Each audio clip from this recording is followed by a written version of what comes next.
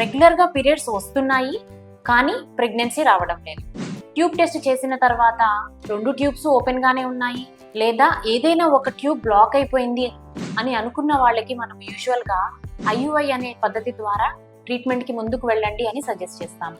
IUI అంటే ఏంటి అంటే, నార్మల్గా మీరు న్యాచురల్గా రోజు విడిచి రోజు కలిసి ఉంటూ అండం రిలీజ్ అయ్యేటట్టు చేసి మందుల ద్వారా స్కాన్ ద్వారా మనం దాన్ని అండం విడుదలైందని నిర్ధారించుకున్న రోజు హస్బెండ్ దగ్గర నుంచి సెమెన్ శాంపుల్ కలెక్ట్ చేసుకొని ల్యాబ్లో ప్రాసెస్ చేసి, ఆ ల్యాబ్లో ప్రాసెస్ చేసిన తర్వాత అందులోంచి మంచి కణాలు ఏవైతే ర్యాపిడ్గా మూవ్ అవుతున్నాయి అని అనుకున్న కణాలను తీసి మనము ఐయుఐ కెథటర్ ద్వారా గర్భసంచిలో డిపాజిట్ చేస్తాం.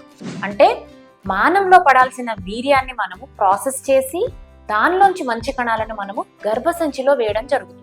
దీనివల్ల ఏమవుతుంది అంటే, కొంతమందికి ఆడవారిలో మగవారి వీర్య కణాలని చంపే యాంటీబాడీస్ తయారవుతాయి. అలాంటి వాళ్ళకి న్యాచురల్గా ఎన్ని సంవత్సరాలు కలిసి ఉన్నా కూడా ప్రెగ్నెన్సీ రాకపోయేదానికి అవకాశం ఎక్కువగా ఉంటుంది. అలాంటి వారికి మనము వీర్య కణాలు మానంలో పడకుండా గర్భసంచిలో డైరెక్ట్గా డిపాజిట్ చేయడం వల్ల ఈ యాంటీబాడీస్ వీర్య కణాన్ని చంపడం తగ్గిపోయి ప్రెగ్నెన్సీ వచ్చేదానికి ఎక్కువ అవకాశం ఉంటుంది. అంతేకాకుండా డిస్టెన్స్ అంటే మానం నుంచి గర్భసంచి వరకు కొన్ని వేల కిలోమీటర్ల దూరం ఉంటుంది. వీర్యకణం మన కంటికి కనిపించదు.